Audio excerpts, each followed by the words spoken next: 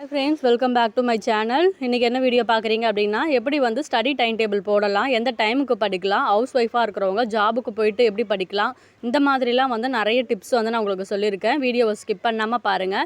சேனலை சப்ஸ்கிரைப் பண்ணாதவங்க சப்ஸ்கிரைப் பண்ணிவிட்டு பாருங்கள். ஓகேங்களா, வாங்க வீடியோக்குள்ளே போகலாம். இது என்னன்னு பார்த்தீங்கன்னா என்னுடைய 10th சோசியல் சயின்ஸ் ஹிஸ்ட்ரிக்கு பார்த்தீங்கன்னா நான் நோட்ஸ் எடுத்தது. இது வந்து நோட்டு இல்லாததுனால நான் பேப்பரில் எழுதியிருந்தேன். அதுக்கப்புறம் போயிட்டு 2 நோட்டு வாங்கிட்டு வந்துட்டேன். இதுக்கப்புறம் நான் நோட்டில் எழுதிடுவேன். எப்படி ஸ்டடி டைம் டேபிள் போடலாம் அப்படின்றத நான் வந்து உங்களுக்கு ஷேர் பண்ணுறேங்க. ஹவுஸ் ஒய்ஃபாக இருக்கீங்க, இல்லைனா ஜாபுக்கு போயிட்டு படிக்கிறீங்க, இல்லைனா வந்து பார்ட் டைமாக நான் படிக்கிறேன் அப்படின்றவங்க என்ன பண்ணலாம் அப்படின்னாக்கா, உங்களுக்கு கிடைக்கிற டைமை நீங்கள் தாங்க ஒதுக்கணும். ஒன்று இயர்லி மார்னிங்காக இருக்கலாம், அப்படி இல்லைனா பார்த்தீங்கன்னா ஈவினிங்காக இருக்கலாம், இல்லைனா நைட்டாக இருக்கலாம். ஓகேங்களா, இந்த 3 டைமில் தான் நம்மளால் படிக்க முடியும். இயர்லி மார்னிங் பார்த்தீங்கன்னா 4 to 6 வரலும் படிக்கலாம் ஹவுஸ் ஒய்ஃபாக இருக்கிறவங்க. 6க்கு அப்புறம் வேணால் வீட்டில் இருக்கிறவங்க வேலைலாம் செய்யணும். அதுக்கப்புறம் 10 to 12 படிக்கலாம். அதே மாதிரி நைட்டு நீங்கள் படிக்கிறீங்க அப்படின்னாக்கா 7 to 10 படிங்க, அப்படி இல்லைனா 9 to 12. ஏன் நான் 9 to 12 அப்படின்றேன்னா, குழந்தைங்களாம் தூங்க வச்சுட்டு அதுக்கப்புறம் படிக்க ஸ்டார்ட் பண்ணுறது பார்த்தீங்கன்னா 9 to 12 இருக்கும். ஓகேங்களா, இப்போ நான் எந்த டைமில் வந்து படிக்கணும் அப்படின்றத நான் சொல்லிட்டேன். எவ்வளோ நேரம் படிக்கணும் அப்படின்றத சொல்கிறேன் பாருங்கள். ஒரு நாளைக்கு நீங்கள் 4 மணி நேரம் அப்படின்ட்டு படிக்கிறீங்க அப்படின்னாக்கா, அதில் 2 மணி நேரம் தமிழ், 1 மணி நேரம் மேக்ஸ், 1 மணி நேரம் ஜிஎஸ் படிக்கணும். இல்லை நான் 3 மணி நேரம் படிக்கிறேன் அப்படின்னாக்கா 3த்துக்குமே ஒரு மணி நேரம் கொடுத்துருங்க. ஓகேங்களா, ஏன்னா தமிழ் பொறுத்த வரைக்கும் 100 கொஸ்டின் கேட்கறதுனால நம்ம தமிழ் வந்து 6 to 12 அட்டை டு அட்டை படிப்போம் முன்னெல்லாம். ஆனால் இப்போ வந்து அப்படி கிடையாது. அவங்க வந்து சிலபஸ் பேஸ் பண்ணி தான் கொஸ்டின் கேட்குறாங்க. குரூப் 4ம் சரி, குரூப் 2ம் சரி, இப்போ அந்த மாதிரி தான் கொஸ்டின் கேட்டிருந்தாங்க.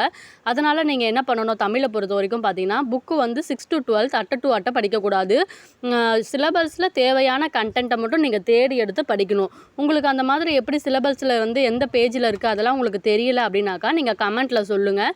நான் தமிழ் பார்த்தீங்கன்னா யூனிட் வைஸாக வேர் டு ஸ்டடி வீடியோ நான் கொடுக்குறேன். ஓகேங்களா, நெக்ஸ்ட்டு மேக்ஸ் பார்த்தீங்கன்னா நீங்கள் தான் எதனா ஒரு யூடியூப் சேனலை சரியான முறையில் வந்து தேர்ந்தெடுத்துக்கணும். உங்களுக்கு ஒருத்தவங்க சொல்லிக் கொடுக்குறது நல்லா புரியுது அப்படின்னாக்கா அவங்களுடைய சேனலே நீங்கள் full and A to Z ஃபுல்லாகவே நீங்கள் அவங்களதே ரெஃபர் பண்ணுங்கள்.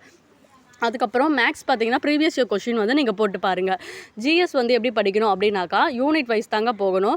நீங்கள் ஹிஸ்ட்ரி அப்படி எடுத்துட்டிங்கன்னா ஹிஸ்ட்ரி வந்து சிலபஸ் எடுத்துக்கோங்க.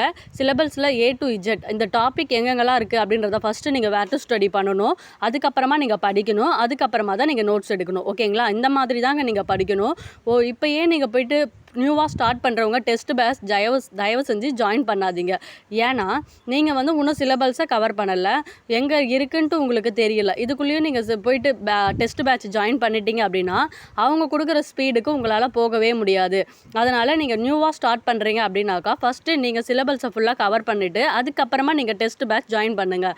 ஏன்னா நோட்டிஃபிகேஷன் வந்ததுக்கப்புறம் எப்படியா இருந்தாலும் எல்லா அகாடமியும் பார்த்தீங்கன்னா திரும்பி ஒரு டெஸ்ட் பேட்ச் போடுவாங்க. ஓகேங்களா, நீங்கள் அந்த டெஸ்ட் பேட்சை யூஸ் பண்ணிக்கோங்க.